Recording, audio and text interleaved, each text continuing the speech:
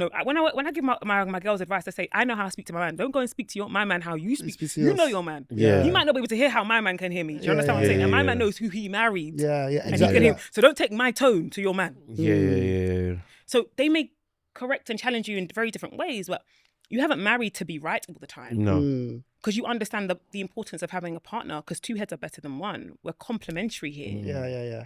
But a lot of men, they want to be first, last only. Ogasa.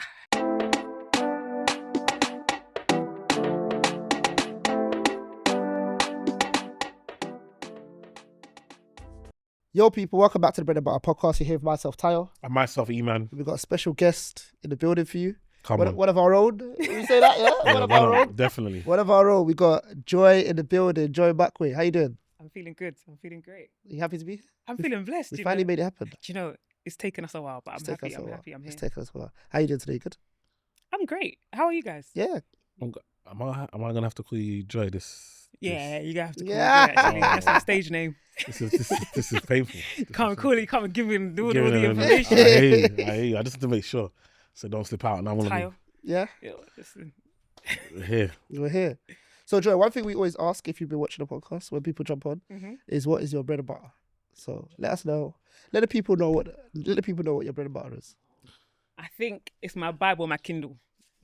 I can't go wrong. Say that again? My Bible and my Kindle. Is your bread and butter? That's what I need to survive, right? Bread and Break it butter. down. So if you have your Bible, you're spiritually fit. You're astute.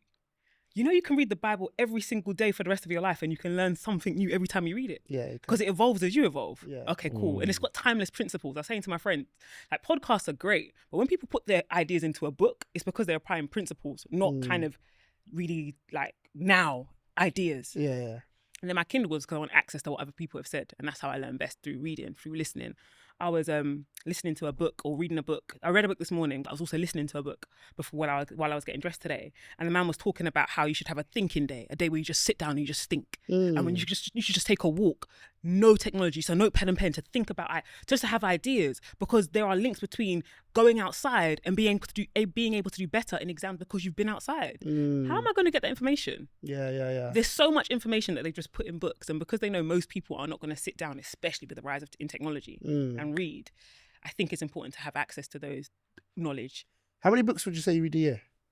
Because you said you read a book this morning. I was thinking...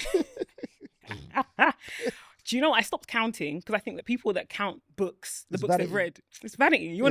You're counting so you can then say at the end of the year, here's how many books I've read. So it's like the running thing. The running thing isn't about fitness no more. Yeah, What It's is it about about? showing your it's step count. Yeah, this is about 5K. This is how quick I do 5K. It's not actually about the fitness. It's not. So I said I'm not going to count books because I think then it becomes about what other people perceive about me because I read. But let's say I read on the go, I'll read about 4 different books. Sometimes I don't complete all of them. This year we're in July now. 30, 40, maybe. Books. Maybe, yeah, I would say That might so. be more books than I've read in my life. Well, I would say so. no, but it's good though. It's good. But you went deep, and this is probably because you read. For those at home, what do you do to make money? Yeah, literally. Yeah. You've gone Bible and Kindle. I'm so sorry. You've gone so deep. I thought you were speaking metaphorically, not literally. I'm so sorry. I'm a teacher, which makes sense. The reading, the metaphorically, because he says that in real time. No, not many people say that. I'm an English teacher by trade. That's what I do. A member of the senior leadership team at my school, currently on maternity leave. And so I'm also a mother. But in terms of what do I use to make money, the bread and the butter is school. Wicked. I love that. I love that. You're you see how you lot that are watching, you will see how she went off in the beginning of it. You've always been like that. Like, where do you think it's come from? The books. Seriously, you've been reading from young. I used to library. I'm taking 10 books out At what age? a time. I can't be more like 11, 12. Seriously? Yeah. You just Do read, you know what Mum read. used to say? Mum said to me once, I'll buy you 2 books a month. Christmas. I'd go to W.H. Smith. Ball out. Then I discovered a library card, and that was the end of that. And what sort of books were they?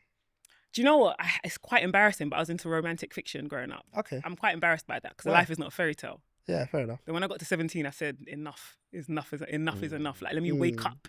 And then even now, even up till, I would say last year, I only read fiction. And I said, hold on a minute. People are really learning how to live and I'm learning how to dream. Wake up. Yeah, no fact. Do you understand? And fiction, by the way, it builds so much in children. You know, empathy, how to think about the world, how to understand people. You know, I can meet somebody now and just speak to them because of how many books I've read. I've seen you before. Yeah, okay, yeah. Do you understand what I'm saying? Yeah. But in terms of how to live the best life possible, I don't think you can find that in fiction books. I think you have to go into non-fiction. And what sort of non-fiction books do you typically read? It really depends. At the moment, I'm moving into the last couple of weeks, it was about parenting. I'm really big on figuring out how to be the best parent I can be. And then at the moment, I'm reading books around like anti-racism, justice, organizations, self-help. So how to live, like, I think one of the ones I'm reading at the moment is called The 5 Types of Wealth. Okay. And just understanding how to expand your ideas about what wealth is. It's a good book. I think it's really good. Yeah, it's a good book. I think it's really, I bought it for my dad. Okay, I'm gonna get it. Yeah. What It's did you worth call it? The 5 Types of Wealth. 5 Types of Wealth. Yeah. I'll get It's it. good. I'll get it. It's more than just financial. It's like physical, mental, like Social it's really wealth. social. Yeah, It's really good. Really good. Proper. Yeah. I'm due. So talk to us. You're a teacher in a South London school. Yes. What has that been like? And how long have you been doing it? I've been in teaching for 10 years now. I only worked in South London because I didn't want to drive too much. You know what I mean? I just feel like it's a bit, how can I go to the north of the river when there's a school next door? Yeah. So I also wanted to teach primarily kids that, you know, they could see me and maybe see themselves. Okay. That was really important in terms of a mission. Do you feel like that's conveyed quite well? Do you feel like kids have valued that? 100%. Yeah. And their grades have valued it too, because kids who have teachers who look like them tend to do better. It's powerful. They just do better. Yeah. And there's so much research around this. Can we? I know you want to get into the school stuff. Ty went straight to the school stuff. No history, no background, no nothing. Just straight there. Go on. Because for me, when I see you, obviously growing up, knowing you since we were young, when I see you, I see different members of your family. For me, I think you are, out of everyone, you are the most combined of everyone. Yeah, facts, 100%. Sometimes you talk and I hear your dad. Sometimes you talk, I hear your mum. I see your sister in your mannerisms, like That's the way so you express insane. yourself so much. Like you sitting here now, I'm almost emotional because all I can think about is your older sister because I miss her so much. And like that's crazy because I haven't sat down and chatted with her like this for time, but we used to do this all the time when we were kids. But and then like just obviously you, and then obviously your other sisters. It's like you almost embody your whole family, and that's wonderful. And I wonder how much of coming from your family has made you who you are today, because I don't know, do you feel like you came from privilege? 100%. Because for us, like your mum and dad. Yeah, the barbecues times I used to. Oh, this house kind The of barbecue. Not only that, I worked in Barclays. Uh-huh. Your dad was probably one of the first people I know to have a Premier account back when you had to qualify. Yeah. There's later on you could pay and you could get it. Yeah.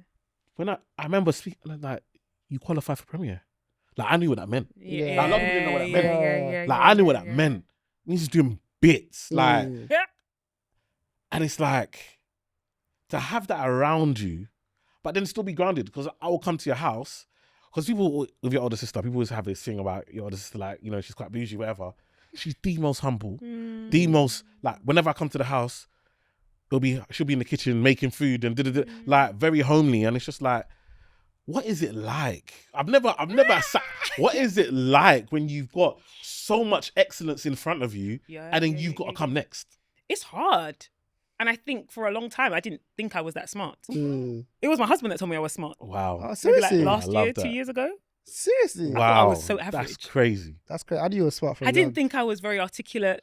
I didn't think I was. Wait, like, you was intelligent. articulate at like 10. And I need you to understand the context we're coming from. Eman's painting the picture here. Yeah. Yeah.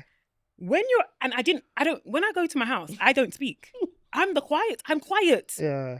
Do you know how many people are talking at the same time? Yeah. I'm an observer. I don't debate. People think, because I speak online, I'm so controversial.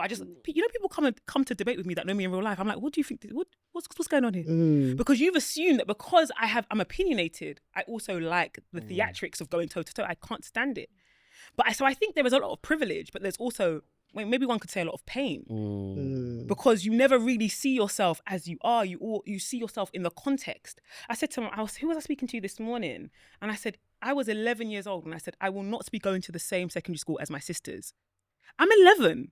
What do I know about that? Because in my mind, I'm only 11 years old, but I know that I've only ever been known in relation to my father or my siblings. Yeah. I'm pastor's child, or I'm her sister. And I knew if I was ever going to have my own identity, I had to go out on my own. And that's what I did. At 11. I don't know what I was thinking. That's a bit deep, isn't it? Yeah, but I knew. And so I guess to answer your question, so much privilege. Do you know if I've got a problem, I call my dad. I don't have and that's not to say I don't need mentors. Yeah. But in terms of if I need career, I am not a head teacher. There is someone in my house who's been a head teacher. Yeah. Do you understand what I'm saying? Yeah. If I have homes, they have more homes. Yeah. Do you understand what I'm saying? No, I think I've always said and as much as we talk about your dad, to me, your mum is probably one of the most, in my life, one of the most inspirational. Yeah. Not from aunt. Your mum always just talked to me. She's real, In the when I tell you, it's gems all the time. They're just raining on your head. Your mum has spoken life into me so many times.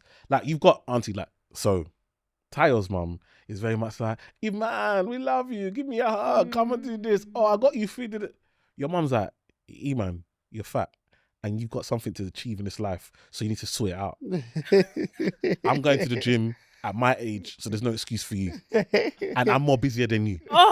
And you know what? She's one of one. One of one it's still. So wonderful, because guess what? Then she'll see you and be like, I can see that you've lost weight. Well done. Yeah. It means... I don't even know how she remembers everything as well. She remembers everything that she said to someone 5 years ago, 7 years ago. She's so... I remember she'd go to school on school visits. Her going to school visits, she'll visit schools, and she just... What she embodies, the way she carries herself, the way she walks. Because remember, your dad is massive, in regards to in the business world, also in the church world. She never looks small to him. One thing I'll say about your mum is that your mum has always come across as equal, or even sometimes outsmarting your dad. And that is very, very... That's very hard. Very hard. I think, when people always mock feminists, or the people in our community, I would never be called a feminist. We could talk about that later if we have capacity and time. I've got some words for those people. But I think my mum embodied feminism, even in the Western sense, before I knew what it was. She always was working. She always looked after the home. And this idea of feminism being, you can be whatever you want. She called my dad my Lord and Master. That's what she called him. But still, she'd be like, you don't know what you're talking about. This is a man with multiple degrees. Please. Oh, you think you know everything? Yeah. The way I heard my mum challenge my dad meant that I was never going to go into a home and feel like a man could walk all over me. But that doesn't mean that her home was without respect for her husband. Exactly. Do you understand what I'm saying? And so she really taught me how to walk that tight balance of I love my man. But also go and work, go and find a job. Make sure, whenever I was training as a teacher, the reason I worked so hard to get to assistant headship, I said I need to be able to pay school fees. School fees is not even a term that we use. Yeah. But it's because my mum would say school fees. It's so funny. School fees is jokes. It's so funny. It's not a term we use. It's not a term. But in my head, I'm working hard. Why? Because I need to pay school fees. But even like you said with the debates, I've been in the house. Like you said, I'm a loud person. But sometimes you just know to be quiet and just observe. And it's how they can... Because even now, I brought that into my marriage. Me and Mims, we'll talk... I'll tell you, we're debating, we're not fighting. So at the end, whoever's won or whatever, we go back to normal. It's okay. And I learned that from watching your parents interact. Do you know what I mean? Because I always feel like it's so important for people to be able to express themselves, but make it make sense. Respectfully. But respectfully. And that has nothing to do with, because I'm debating you now, I can't go and serve you food. Do you understand what I'm trying to say? The two don't correlate. And it's actually, as a man, you want to create environments where your wife feels empowered to be able to speak. Because your mum will always say, I can't watch you falling off the cliff and say nothing. But if I fear to speak, now we're all falling off the cliff. Yeah. So this is why it's important for us to have these. And those are simple lessons that you learn just being in an environment. And that's why I'm imagine living in this environment. Because I used to just get it every now and again when your sister would invite me around. I'd be like, rah, this is this is sick. Plus the house was absolutely massive. Their garden was bigger than man's whole yard. You're really giving everything about me, yeah. These are things I don't share online. You're like, well, here we are. A couple things I will say to that, like my dad obviously came here when he was 13, so his accent isn't a Nigerian accent. Okay. Yeah. But he married somebody from back home. She came here when she was 25. And he said, I used to bring her to my corporate events.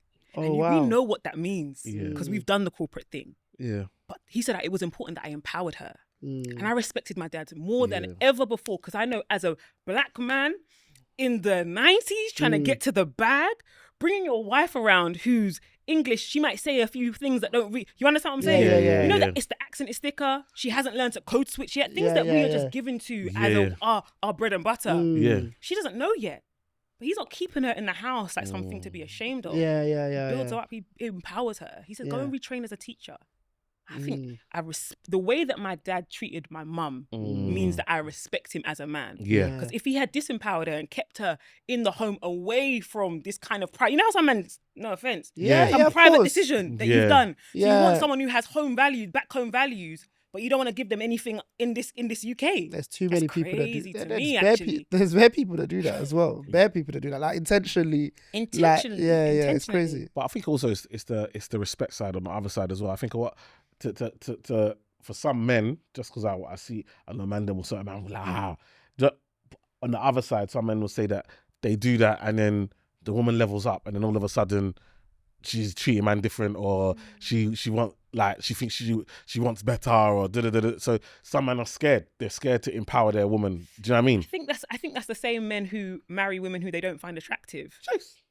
This is why she's here.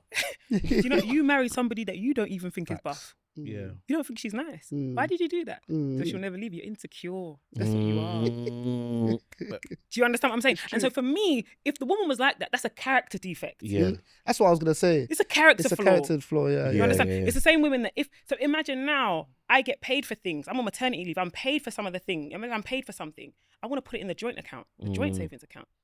And man's like to me, my husband's like, oh, no, put it in your account. You keep the money. And I'm like, but, you know, now I really want to, do you understand what I'm saying? We used to discuss, if I get a massive book deal, where's the money going? This is a character thing. You don't flesh that out from the very beginning. It's not that because she got on. She's always been a bit rotten. You just didn't know. Yeah. Literally. It's literally that. Literally that. Yeah. Facts. We should really talk about the men that marry women they don't find attractive, though. No, Go on, if we've got time. Speak on it. Why do you not tell me? Why do men do that? Like, why do you marry somebody that you think you're better than? I feel that it's funny. I'm gonna go for the tangent, right? Eman, most of your followers, right, are they men or women? Women. Same with me, right? And I think the thing that hinders men is kind of like their ego. They don't want to be seen to be learning. Ooh. Yeah? It's real talk. Whereas women will go out there and say, yeah, I know I need to level up X, Y, Z. Now I say that because you'll find a lot of men that are... So for example, this whole conversation about would you marry a woman that's earning more money than you? It's all ego, isn't it? Do you get what I'm trying to say? It's kind of like... I think it goes to the same thing as attraction. I feel like some men, and it's in the brain, innit? Like it's unfortunately it's insecurities and it's part of who you are, and you've got to kind of cut that out basically. But I think that some men will do that, get with someone that they don't find that attractive, or get with someone that doesn't earn so they can be dependent on them basically, and that they will stay. And it's not a nice way to be, honestly. And I just think that perhaps you need to believe in yourself a bit more. Facts. And do the work of believing that you are worthy of love and not just slavehood. Is that a better word? Like, I was going to say service, but like you want somebody to be absolutely financially, emotionally dependent on you, almost enslaved to you because you are financially, you know, you are the one that brings in the resources. And I think you two are quite interesting because you actually married people that would challenge you. I've met both of your wives. They might challenge you very differently, as in, and I think that's the wisdom of a woman to know. When I give my girls advice, I say, I know how to speak to my man. Don't go and speak to my man how you speak. You know your man. You might not be able to hear how my man can hear me. Do you understand what I'm saying? And my man knows who he married. Exactly. And he can hear. So don't take my tone to your man. Yeah. So they may correct and challenge you in very different ways, but you haven't married to be right all the time. No. Because you understand the importance of having a partner, because two heads are better than one. We're complementary here. Yeah. But a lot of men, they want to be first, last only. Yeah. Ogasa. I think a lot of it, like you said, is ego. A lot of it is past experiences, trauma. Okay. And a lot of men haven't gone to counselling. So, you know, you might feel insecure when around other men. So if you're in a group of men and maybe you feel like there are other men that are more superior to you, then you feel like if I've got a missus and she's now attracted to these type of men, she could easily leave me for these better men that you've told yourself these men are better than you. Yeah. And so it's about having that, getting to that place where you understand your own value, who you are, and your own worth. And I think a lot of men don't spend time doing that because their worth is based on how much money they make. Completely. And so then once now they're matched in money, they now say, who am I? Yeah. What do I do? Yeah. Am I a man? Like, and the problem is that especially in our community, Black women have leveled up so much more to the point where you can't impress a Black woman with your car. She's gonna have a better car than you. She's probably gonna be your boss's boss. So now, how do you communicate? And I think that's so funny that it's men that are asking women what you bring to the table. But the irony is, actually, women are bringing a lot more now in our community. Yeah. And I do think that, I think I was speaking to my friend, and they said that like it's only in our community where there is this kind of women are pulling away in such an aggressive manner. And I actually think it's to do with the education system. There's a way that you people are broken down men that I've never seen before. Yo. You know, one of my friends, she's from Nigeria, and she said to me that her friend said to her that there's a kind of femininity that the UK men carry. You know how these, you know Nigerian, they don't care. Yeah. And I was like, what do you mean? She was like, you know, the confidence that the men have back home, I don't really see that in them. Yeah. And I was thinking to myself about it. And I think from such a young age, you boys are adultified and penalized and criminalized. So you do this with your shoulders because, you know, if you stand taller, people are already intimidated. And then you learn how to walk in a certain way that doesn't attract attention because, you know, you can be stopped and searched. There's a way you learn to speak to women, specifically white women, in the classroom in a way that doesn't get you sent out of the room. And I think this kind of smalling that you go through the system, when you come out and emerge, I understand why, and obviously there's other factors, why there is this kind of gap between. But I also think it's not cool to be smart, and boys are trying to be cool. We can go into all the reasons why boys are not doing as well in schools, but I do think there's speaking specifically to our community, I do think there are quite insidious ways that the system does you a disservice. I agree. And I think that's one of the reasons why we do a lot of talks at schools and do a lot of that type of stuff, is to show that example. I remember, I've probably told this story before on the pod, but I had a guy message me on LinkedIn, and he was like, oh yeah, I love what you do. Like, I really look up to you. I didn't have a father figure in my life, but watching your journey and how you are with your wife and your kids, it really empowers me. I want to do what you do, but I really like science. And he said, I told my friends, like, I want to be like a science influencer type thing. And they were like, like, what are you talking about? Like, that's like, they were taking the mick out of him. And then he said, oh no, but I want to do like what Eman does. And they're like, oh yeah, but Eman's cool though. So if it's like Eman, then it's cool. And it's like, actually, sometimes we need to do that because we are so much in either football or music, or these things are the things that are cool. But actually now the list just came out. Social media influencers are making more money than everyone. Crazy. More money than doctors, lawyers, you name it. The top earners are social media influencers, and a lot of them is not necessarily like just entertainment. They're doing stuff. Look at Manny, the science guy. This guy's going Buckingham Palace and that, doing science. Do you know what I mean? So he's got books sold out, and he talks hood. Hasn't changed his English. Talks hood, and now it's throughout the country.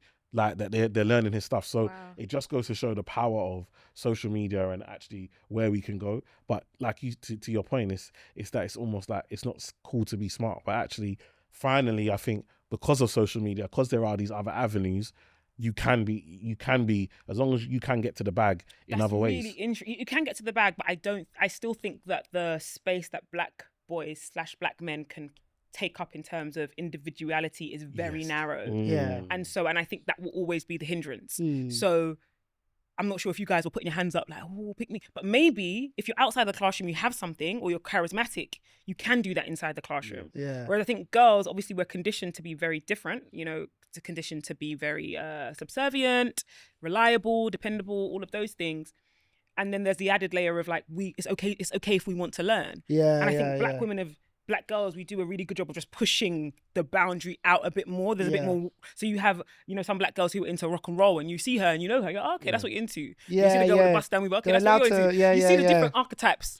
Yeah. Whereas with the black man, the moment he says this, yeah, you got a homophobic slur. Yeah, you gotta be hood. But then what we're seeing with black girls in particular, I saw some stats that black African girls do better than all. Yes. But then we're seeing a rise in black Caribbean girls being excluded. Yes. What's happened? What's that all about? Do you know, I can't really speak to the specifics of the data in that way, if I'm going to be honest with you.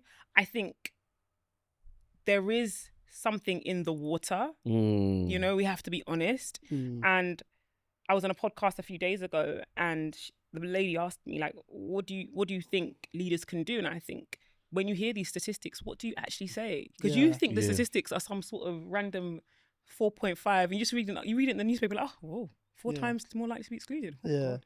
You are a head teacher. Do you know that's your school? Yeah. When the school leaders wake up and say, this is happening in my school, then they'll understand. I don't want to speak out of turn here.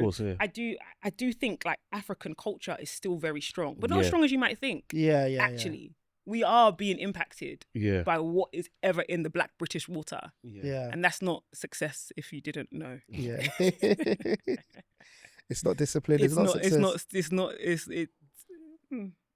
I remember I said to my friend that it was so confusing to me because I would come home with a B and my dad would be dismayed. He would be confused. He'd ask me, what the heck is going on here? You understand what I'm saying? For a B. But I take the B to my teacher and say, I want to get an A. And she'd ask me, why? Wow. It's crazy. It's mad, and that is what is in the black British water. That is crazy. Do you understand what I'm saying to you? I went to my teacher, I'm on an A, I want an A star. An A is fine. You're doing great, Joy. What are you saying to me? I want to be excellent. Yeah. But they're comfortable with us not being excellent. Of course. It's to their advantage that we are not excellent. You know? But then it's like, when you then get to, my thing with the education thing is that same black African, when they now go to A-level and university, it drops. So why are they ahead at GCSE level? It's a great question. But then when we get to A-level and then uni, they're no longer leading the way. And then they said because it's some people said because it's not because your teacher marks your grade, whereas at GCSE it's marked elsewhere. It's anonymous. Okay. They think that there's some bias in regards to... There's definitely bias, yes. To some extent with university, not so much. And with A-levels, not like this. It's still blind testing. Yeah. So that would more apply, you know, when you have children who are preparing for their GCSEs, there can be a massive gap between the grade they are predicted and the grade that they actually get because the teacher knew them and is biased against them. Yeah. That I wouldn't say would be the cause for what we're seeing. Yeah. I do think university culture, you have to understand, a lot of us, especially growing up in London, seeing this many black people in a room is very, very normal. Going down on the street and seeing your own is very normal. There is a massive culture shock that happens at universities, and universities have not been created with black children in mind. And I think there is an isolating that happens there. There's the impact on your mental health. There's the lack of you don't know anybody. And then it's almost as though there is a lot of, if you go to the right kind of school, and I say the right kind of school, if you've got stakeholders who are invested in you, we're propping you up. So we're doing after school tutoring, before school tutoring, breakfast club, dinner club. Every club is there. Yeah. When you go to university, you're in your book. Yeah, literally. And if you aren't ready to read it, that's it. And there's not this kind of propping up. So we would have students who would go away to university and come back. They just need that support because it's been lacking. It doesn't exist in university, and I do think that may account for some of the variation that we see. And I agree. I think also with the funding in regards to like when I get reached out from to speak at universities, when the university reach out to me, they've got funding. When the Afro-Caribbean Society reaches out for me, they've got no money, but yet they've got money to hold parties and do those. Do you know what I mean? To go to other unis and do that. But when it's time to now get someone in to speak and educate them, Uncle Eman. the peas are Gonna missing. come for you. Do you understand what I'm trying to say? So I feel like there's like priorities are lacking. I I think there definitely is lack of priority. Go on. Yeah, no, definitely. I think that you just hit the nail on the head, and that transcends into other areas as well, right? Just generally speaking, it's not just the ACS where you see stuff like that happening, and it's not only money as a resource; it's just time as a resource as well. Time as a resource is spent in our community so heavily on enjoyment, but not on the things that over the long term will extend our enjoyment, should I say, right? Do you know, sorry to interrupt you there. No, go for it. I was thinking about you speaking about time, and there are so many homes where time is wasted in our community. And when I say wasted, you just put your child in, the TV's just on all day and we just watch it. And even if no one's watching it, it's just on. And it's numbing us and it's pacifying our children. We're not giving them things to think. You know what? I looked at my daughter today. She's only 2. And I looked at her be bored today. She was just bored. And I said, yeah, I'm doing a good job. And then I said to her, I've bought you a new book. She cannot read. Have a look through this book. And she spent her time looking through the book. Yeah. Because she knows what's expected of her. Yeah. I want to compare that to other homes where constant pacification, constant numbing, streaming. You have that and you take that to university where all you're doing is escaping from whatever is demanding your attention and your time. What do you think is going to happen? You are going to fail. You are streaming film after film of the season. You don't know how to even stop yourself because you've never done anything else. Yeah. You know, and you know what you say, and you saying that is so important is the fact that for me, I feel that a lot of parents focus on peace and quiet. And so you are willing to give up your child's future in order for peace and quiet. So as long as they're quiet, it doesn't matter what they're doing, because you've been so stressed throughout the day that as long as you just feed them and then they're quiet, you're okay. And actually, that's not doing them any good. It's not doing them any good. Do you understand it to a certain extent? This life, do you know? My life can be falling apart, and this girl will ask me for snack. Do you know that it's hard? I looked at my children the other day and I said, it doesn't matter what's happening in my personal life. That doesn't impact them. And do you know what? It shouldn't. It shouldn't. If I'm doing my job well, that doesn't mean I'm masking, I'm performing for them. But it shouldn't be that. I remember when mum was going through a bad time because my quality of life dipped down so substantially. Yeah. That shouldn't be the case. I was going to come to your point, Eman, about this idea of, quiet, peace and quiet. And I think that actually, if you think about who parents in our community value the most as a good child, is the child that speaks the least. Yeah, exactly. The child that gives the least challenge. Yeah. And I always say to parents, like, I want you to think about the kind of child you want to have, what the kind of adult you want your child to become. We haven't even thought that far ahead, first and foremost. Outside of the role that they do.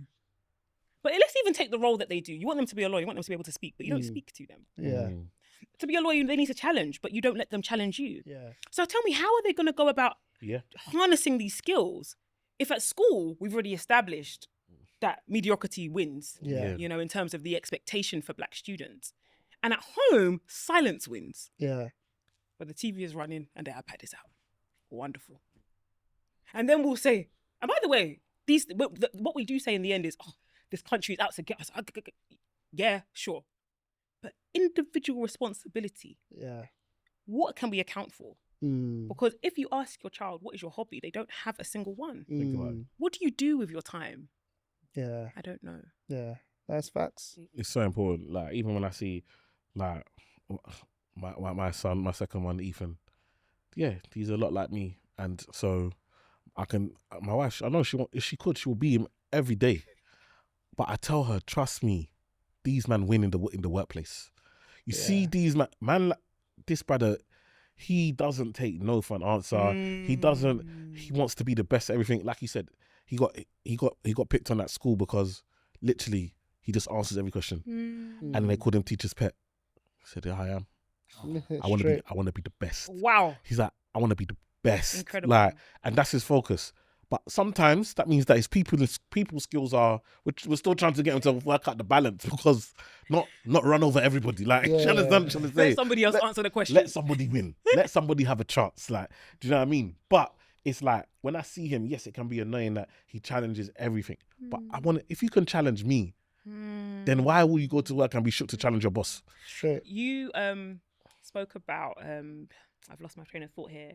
the privilege of growing up in my home. Yeah. And I honestly think I was trained for corporate life. Yeah, you Oh, was. seriously? I was trained. 100. 100%. Yeah. There is nothing that you can say to me in the corporate space that I am not prepared for. There's no piece of criticism.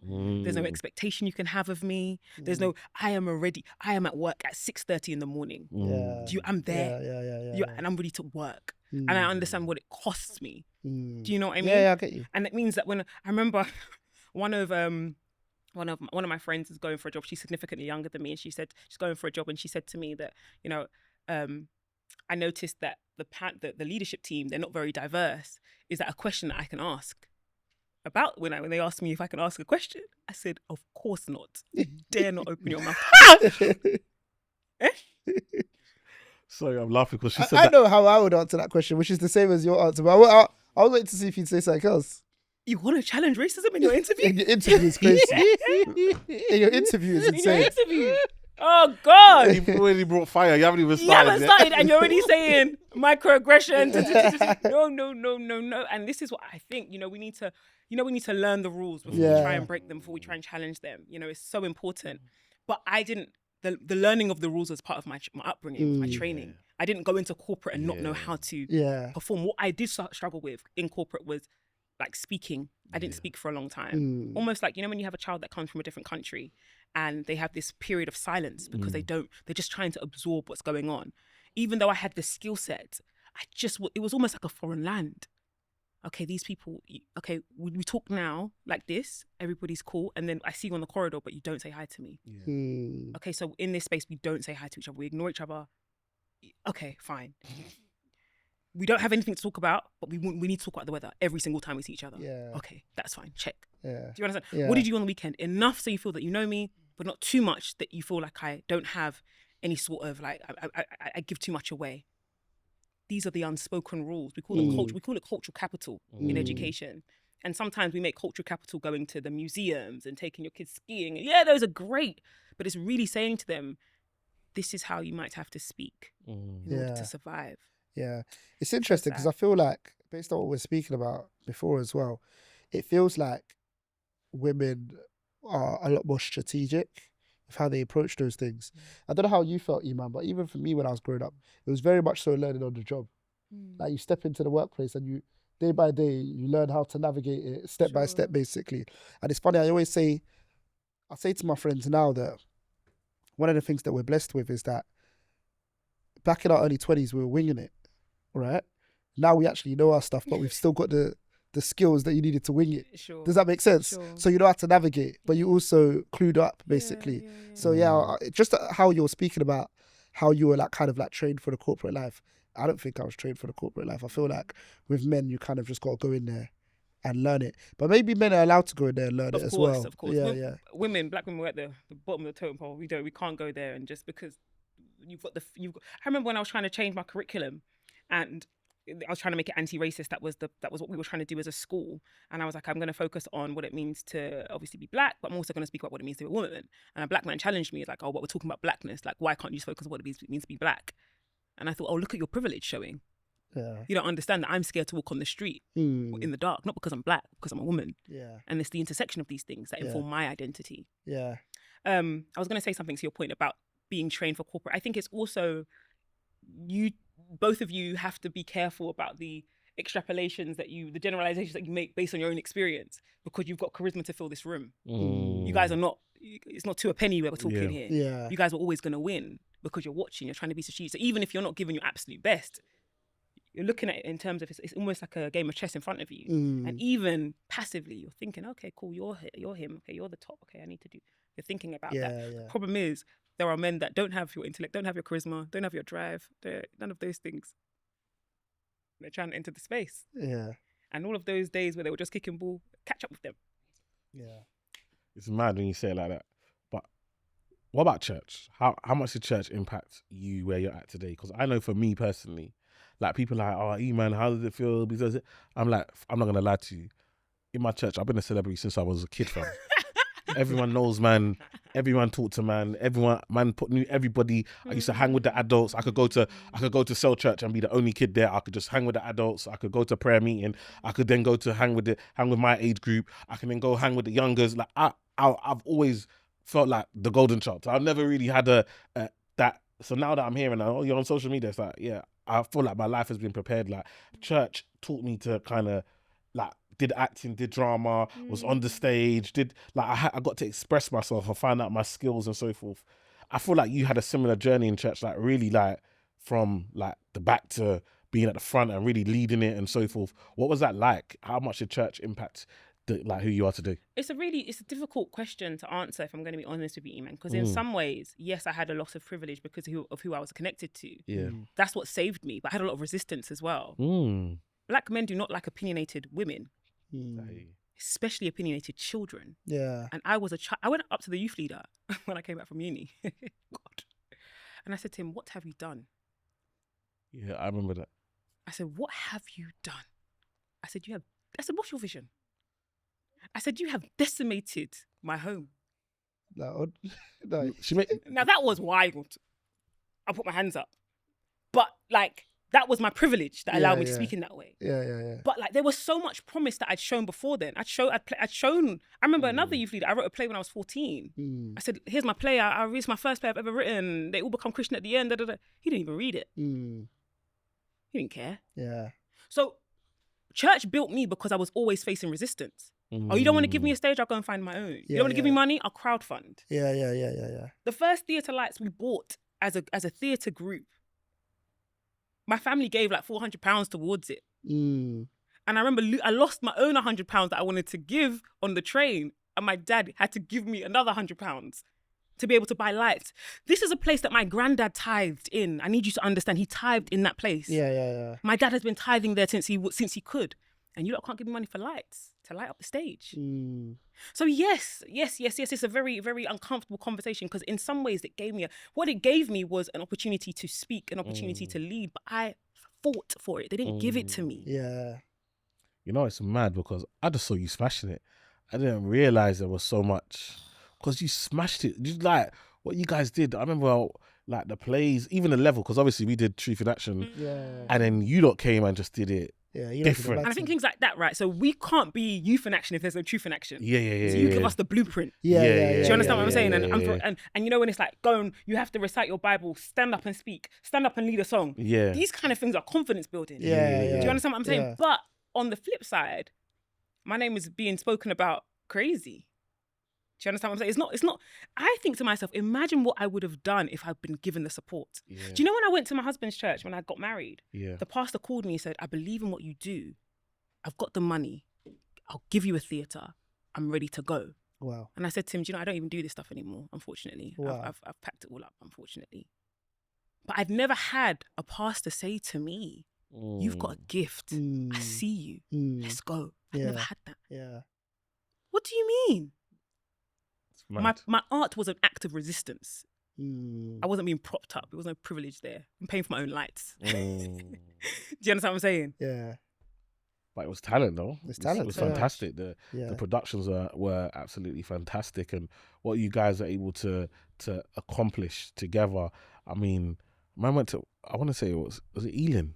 Did we go to Ealing? We went to so many places. We went to wherever would house us. I drove out either Ealing, Rice, one of them type of, I've never been to this side of the London before. Yeah. And the place was packed. It was full. I remember S came. And it was so funny because he came too thinking, what, like, you know, just coming because all right, Joy, all right, I'll come. And even he was like, oh, you're onto something. Yeah. It was sick. Yeah, that was. And like you said, with the lights coming and the show and just really the drama was fantastic. And it was just like, I think church gave me my dreams at a really young age.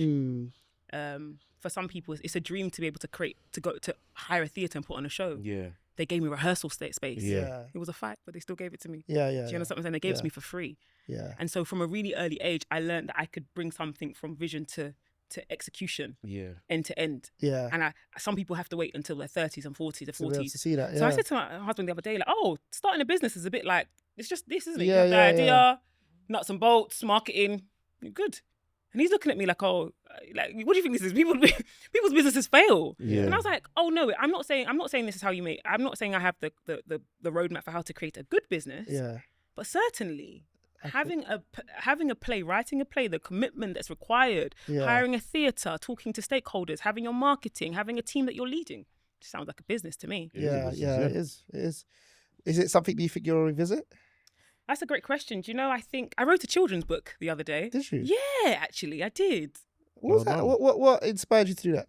Do you know what inspired me to? So the way that I'm raising my daughters is in a way that I don't express any violence towards them. I don't beat them. And I try and like speak to them and all of the things. But it's meant that my first child, who's very, very, her temperament is very gentle. When she goes out into the wild, people be badding her up. I don't know, for lack of a better word, like they really. A boy the other day just poured water all over her, and she just looked at me. And if I had slapped in her face a few times, she knows what violence is, and she's gonna see what she can do. Yeah. But she doesn't have that as a reference point, so she just looks at me. Now I have to intervene and do what I need to do as her mother. But it dawned on me that not a lot of parents who parent in my way, we're not actually preparing our children for what to do when these things happen. Yeah. And so I wrote a book about how a children's book and how to do that. That's so deep when you say that. Like, parents who parent my way are not preparing their children for parents who parent the other way. Exactly. Do you know what I'm saying? Like, Literally. So which is, and it's funny you say that because again with kids, they're all different. Like, they take different personalities and they take different traits and so forth. Like my eldest, Malachi, he's so lovely. He's so wonderful. Like, never give me a problem his whole life. Do you know what I mean? But like you said, he couldn't. I was too scared to let him go to normal school. I was so scared. So when they put him in a school that I didn't like, I paid for private school. Wow. Do you know what that did to my head? That was stressful. And although I see it as an investment and it was great, and obviously now, 2 years later, he's now ready to go to normal school because actually, in fact, his private school's closing down because of the government increased the prices and people not sending enough kids there. So the private school's actually closing. It's like now he's ready, but it's just like, where's my other son? Ethan. The brother thinks he's ready for private school when he's ready for secondary school when he's 9 years old. You put him in any class, he's ready to go. Like, he's got his opinion. And if you were to say, like you said, if you say which one was good, which one was a better child, everyone would always say Malachi. But they say Malachi because Malachi is quiet and obedient. But that ain't gonna get him where he wants to live. He can't survive. Can't. Who's gonna? You have to, when you look at your children, you're like, I'm preparing you to survive. Exactly. Yeah. So to thrive, if we can get there, but really to survive. Yeah. And I was saying that to my friend the other day. I was built for survival. My dad taught me how to survive. Yeah. If nothing else, you're gonna survive. Yeah. And so in answer to your question, like, would I ever revisit playwriting? I think the gifts of God are quite expansive. It's like if I asked you, would you ever go back to whatever you've done before? It's like, well, maybe not, or maybe I will. But actually, I'm more interested in what else I can do with what I've been given. Do you know what I mean? So yeah, I wrote plays for about 10 years. That was really fun. Yeah. And then I wrote a book a couple of years ago. That was really fun. That was really hard. And I've written another book. Oh, that's really nice. But also now I create content. I didn't see myself creating content. Where's this going? How's that journey been for you? It's not as hard as other things. It's not as easy as you think it is. Yes, that's a good way to put it. Do you know what I mean? Yeah. It's not as hard as some of the things I've done, but it's not as easy. For the people that are like outside looking into content, they think it's just like, you just make videos. It's a lot more than that. It's a lot. And if you in its simplest form, yes, you record, you edit, and you post. Caption if you're feeling lucky, Poll now if you're feeling really, really jazzy. But actually, do you know what it takes to have the confidence to put yourself out there? Yeah. You don't even have that. You think it's so easy. Record yourself and watch it back and see if you enjoy it. Yeah. You don't enjoy it. Because the skill set you need to be able to be engaging, that's something. Yeah. To be able to tell a story that's captivating, that's something else. Yeah. To know what's happening in the world and be able to speak to it or lead the world in a complete different direction that you want to lead them in, that's another skill set. And so you don't know, I'm tapping into my acting skills, my leadership skills, my ability to read, to be intuitive about, there's all of these things. Yeah. You just see a video that's 90 seconds. Yeah. It's not as easy as it looks. Yeah. And I don't know about you guys, but maybe you are ahead of me in so many ways in this field. But I definitely have this kind of like crisis of confidence sometimes. I'm like, oh, I don't think that's going to work. Or should I really post this? Or I can second guess myself in a way I never did in the classroom. Okay, yeah. Do you know what I mean? Yeah. And then there's that instantaneous feedback. I posted something this week, I got 600 views on TikTok. My last video had 31,000 views. You know how humbling that is? Yeah. No, mate, TikTok will embarrass everybody. Oh, TikTok will shame you up. TikTok's crazy. You have 1 million followers and you have 10 views on your video. They don't mind. TikTok don't care. Ain't got no respect rough for you you. Up. But I feel like one of the things that I see from you, just like speaking to you and obviously knowing you, is that when you pour so much in, so much more has to come out. Yeah. And I think you are a prime example, like not just from the reading, from the environment that you're in, from all that you've been in life, so much, you've absorbed so much of life that you're now able to articulate it out in such a way that is so important for people. When we talk about doing courses, like when we talk about you are the prime example of your biggest investment is investing in yourself. Yeah. You have spent your life investing in yourself, and that's why you can go into content if you want to, because there's more to pour out. You can you can write plays because there's more to pour out. You can write books because you've read so many. Like you've poured so much into yourself that wherever you position yourself, you can succeed. That's such high praise. Thank you so much. It is. And you articulated that really, really well as well. I'm going to watch this episode back again and again on my low days. No, it's true, because I'm even thinking, you probably don't even know it, but you could probably write songs.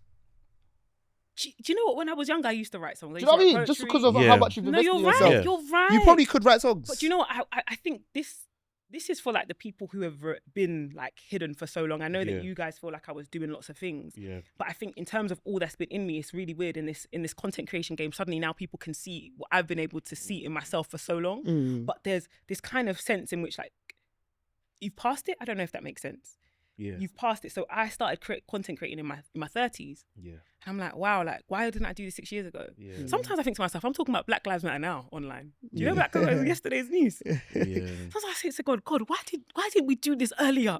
The bag has gone. Yeah. And now people do not do not care about this anymore. They say that they've got allyship fatigue. That's what the new thing is. Yeah. And so I'm like to God, wow, like I've really missed it. And what you have said to me reminds me once again, it's that like, the time for you to emerge is the time that you will emerge. Like that's the time for you to do it. And if I had emerged maybe 10 years ago, I wouldn't have this much to say. I wouldn't have this much lived experience. I wouldn't be able to speak to motherhood, what it means to be a wife, what it means to be an assistant principal, what it means to be a writer. I wouldn't have all of these things to speak to. I wouldn't be ready. Yeah. And there are so many people thinking, oh my God, am I ready? Why am I being overlooked? It's like, maybe you're still cooking. Maybe the rice ain't cooked yet. Yeah.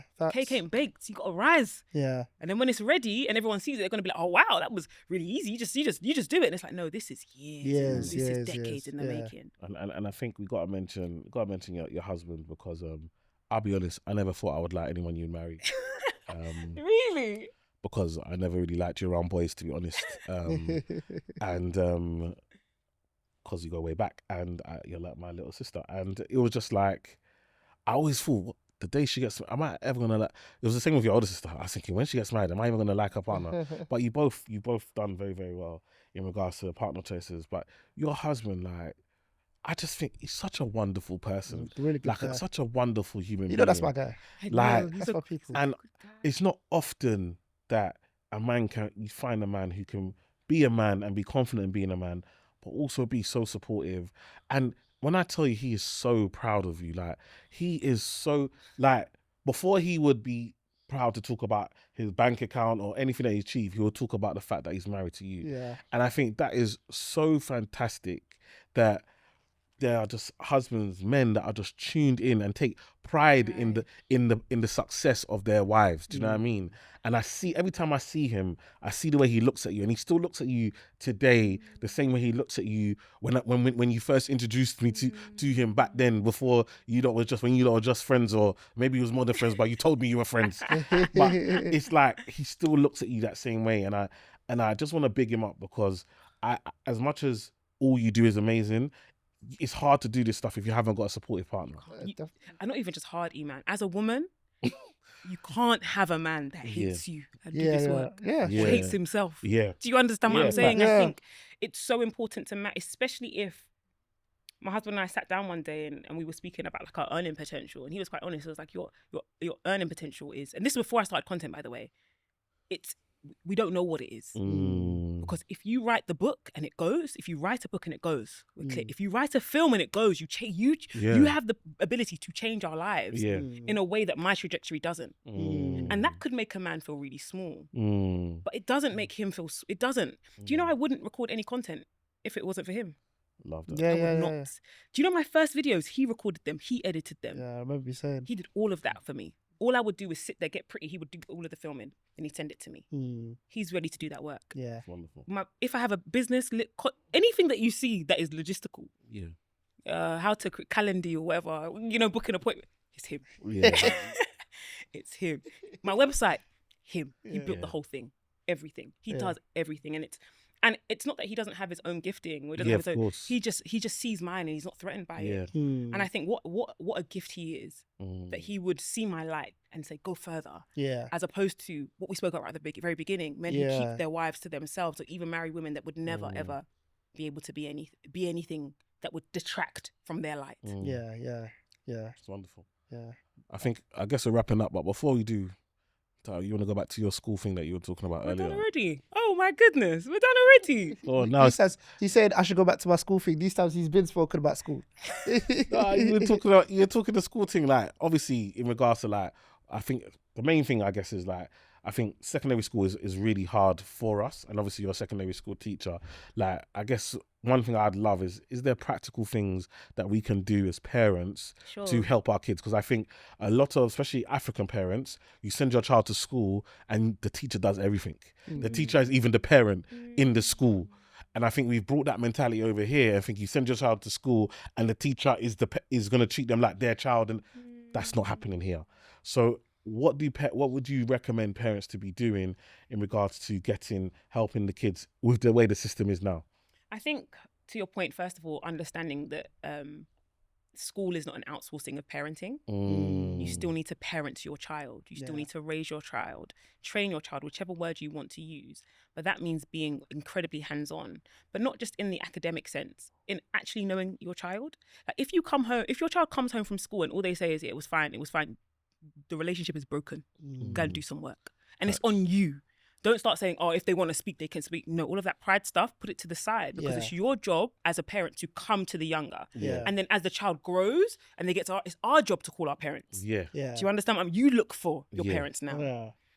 I think that's the first thing. I think the second thing is, I would say reading with your child, depending on their age, or making sure they're reading from a really early age. I would try to avoid screens. If possible, for as long as possible. Of course, when they get into teenagehood, that's not as it's kind of out of your hands. And this is not to demonize parents who use screens. I know that some people say screens are a tool, but I often think to myself, I lived without screens for a really long time, and I was fine. And so when I think about, my child doesn't use screens, doesn't do any of it. I think it was there's a forum I'm part of, and the women are discussing, like, oh, my 7-month-old we're watching, what screens are we using now? Like, it's getting a bit hard. And I'm like, she is 7 months. At 7 months, you want to give them the thing that you're trying to wean yourself off of in your 30s. It doesn't sound right when we put it like that. So use it as a tool, as and when, but don't use it as the main source of education and entertainment in your home. I would say allow your children to be bored. Allow them to learn how to regulate their own emotions, to create fun for themselves. Take them outside of the house and not just to church. Oh my goodness. You're preaching. No. Oh my not goodness. just to the prayer meeting. Take them to the farm. Spend time as a family. Teaching them what love looks like, what hope looks like, what resilience looks like. Engage with them. We could go on and on with this list, Eman. But I think it's really understanding that you have the ability to kill your children's dreams and their confidence. And if you don't protect them, somebody else can do that. So considering, what are you doing to protect your child from that, and what are you doing to enable your child to make sure that they can be all they can be in this UK. I love that.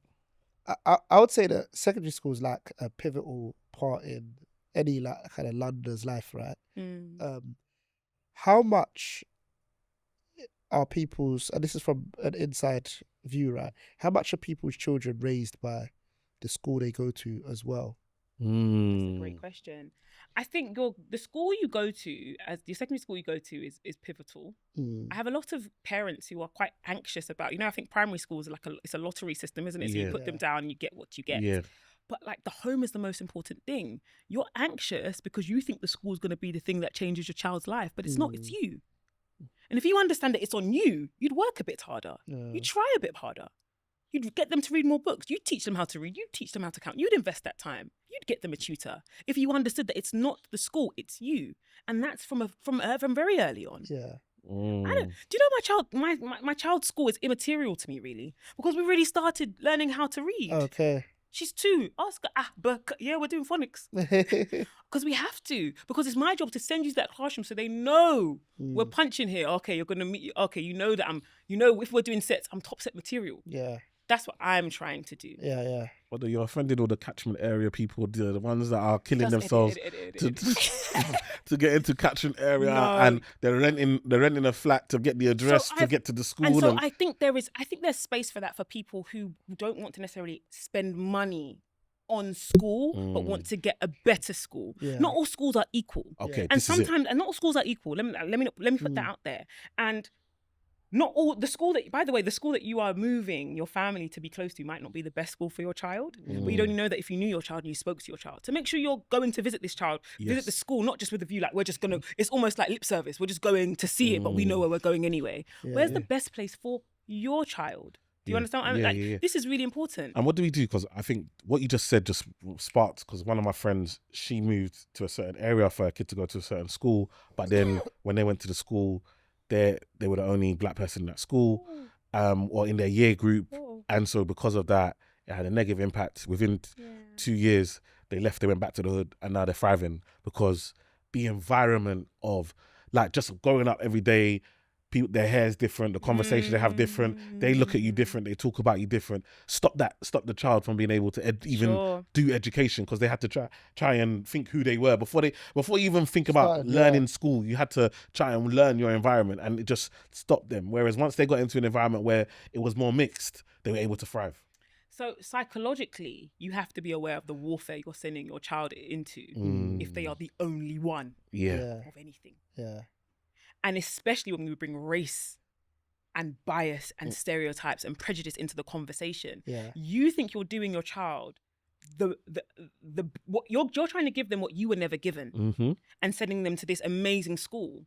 But actually, they're just bullied mercilessly. Yeah, that's true. And they're called the N-word behind their backs, and people are writing things on their backs, and teachers are talking about them, and they're being placed in the lowest sets. You haven't won. You're losing, and you're failing your child. Yeah. It's not about sending your child to like the best school with the best grades, and that's being that might not be the best place for them psychologically. Yeah. For their safety, for their mental well-being, because you have to understand that's going to follow them. And then when they come back to you in 10 years' time with all of this self-hatred, and they don't want to be associated with black people, and they look down on you and what you gave them and who you are and how your dad speaks. How did we get here? Literally. They come and look at your food and say, "What's this?" This smells. It smells. or when they've got friends over, they're trying to find out what's for dinner before they bring their friends over, because they don't want Amala to be smelling in the house. It's so true. We need to think of the practicalities of these aspirations that we have. And my husband and I, we think about this often, by the way. We always say we want, there's certain areas, you guys, man. It's so true. No, because you know what? When you go to your other friends, like your friends that are Nigerian, you go to their house, you know the smell, but you're calm. It's normal. They're cooking. They're cooking. It's stockfish. You know what that is. You know what the you know vibe what that is. You're used to it. Certain times you can't invite none of your friends round. You can't. Yeah. And so I think you need to think about the practicalities of these aspirations that we have. We need to understand what we are signing up to when we say this is where we are going to send our child, because they actually might not get the best grades. I love that. They might not. And you've sacrificed everything. And that's for all kinds of schools. Make sure it's the best place for them. But ultimately the best place for them is the home. Okay? Like that's the best place for them. You can't, it doesn't get better than what you have to give them if you are giving them your very best. You know what I mean? And I think once we understand that in terms of, okay, I am the first teacher. I am their first teacher. They're here to learn from me. I'm here to instill everything. When they get to school, it's just like, okay, cool. That's your little 9 to 3 stint. You come home. You know what values and principles and disciplines are you to leave that madness that you try to pick up at the door. You know, when I started year 7, I heard swear words and it just got to my mind. I would swear like a sailor. Do you know I never swore in that house I lived in? Because I knew you leave those swear words at the door. Do you because the values that they put in me were so strong. I was never placed on report. I was never suspended. I could not bring that home. But the girls that I went to school with got pregnant at 16. I need you to understand the cultural context I was part of. But because the home was so values driven, it couldn't touch what was going on. And that's what I want parents, if they're watching this, to come away with. You are the teacher. You're here to teach your child. You're here to train your child. You're here to raise your child. Don't leave that to the school. They're not going to do a very good job of it. Wonderful. Amazing. Right, one question we always ask people is the W and the L of their journey. So let us know. It could be in life, it could be in your career in general, just so people get to kind of experience the ups and downs. Do I go with the loss first and then we end on a high? Yeah, let's do that. Let's do that. Okay. This is going to be quite controversial, but I think the loss to my career was becoming a mother. I'm behind my peers. I'm behind the people I was promoted with. That hurts. Okay. It's a big L. Yeah. Wow. It's a sacrifice. And I cannot recover from it in real time. The win, the biggest win of my career would be building the first anti-racist English curriculum that existed, and it being put on BBC and then being on Netflix. Amazing. And I think for me, the work we did is set in stone. Yeah. Even if they change the curriculum, what I wanted to do for those children, those black children that I taught, I did it. And it's in history. No one can overwrite that. And that is the proudest. That's the biggest thing that I think I've done career-wise. Yeah. That, stands the test of time for me. Yeah. On your L, what do you think could be changed to stop stuff like that happening? It can't be. Yeah. It can't be. I was saying to my friend that the ladder we were told to climb is broken. I thought if I just became an assistant head teacher before I had children, I wouldn't be negatively impacted, but I am. Because when they called me yesterday to sort out my child's hair, because for some reason she managed to get silicone, it's a long story, into her hair, and I have to go to her nursery and pick her up. I remember that if I was in Vauxhall not on maternity leave, I wouldn't be able to do this. This is the sacrifice. And I then have to decide, where am I meant to be? Yeah. Where am I called to? Yeah, it's crazy. I can't. If I'm saying all this stuff on the podcast and my child then comes 20 years from now on another podcast and say, well, my mum was talking all this stuff. She was out of the house almost. I didn't even see her. How credible am I? Yeah. I'm a career woman. I'm aspirational. I like to work. I like to make money. That's what I like to do. And now I'm in a position where, actually, the people I became assistant head teacher with, they're now deputy head teacher, and I am still an assistant head teacher. Yeah. I think that's an L. Yeah. Personally, I think if a man was sitting here saying that, you'd be like, yeah, actually. And people are going to say, oh, you had babies. Yeah, happy I had babies. Love my children. Yeah, I think that it can definitely be considered an L, because having children is kind of like part of a lot of women's life journey, isn't it? Yeah. You know what I'm trying to say? So for the fact that you're hindered by something that most women are going to go through, it's kind of crazy. And you can't get away from it. Yeah. You can't get away. You think, I really thought I'd outsmart the system. I worked hard in my 20s. I was an assistant head teacher by 29 years old. And I started teaching when I was 24. Yeah. That's how hungry I was. Crazy. Do you understand what I'm saying? It wasn't a fluke. I worked hard, tirelessly. I did all of the right things so I could pay those school fees. Yeah. Do you understand what I'm saying? Yeah. And at the end of it, I've had 2 babies in 2 years. Thank you, Jesus. But I'm behind. What do I do with that? Thankfully, I think the world is opening up for me in other ways. And so I see myself like writing little children's books and dreaming of other things, of little things I can do. I'm on this podcast to talk about teaching, and I'm advocating online in a way that's really special. But my career is really important to me. My trajectory is really important to me. And it has been compromised by my personal decisions.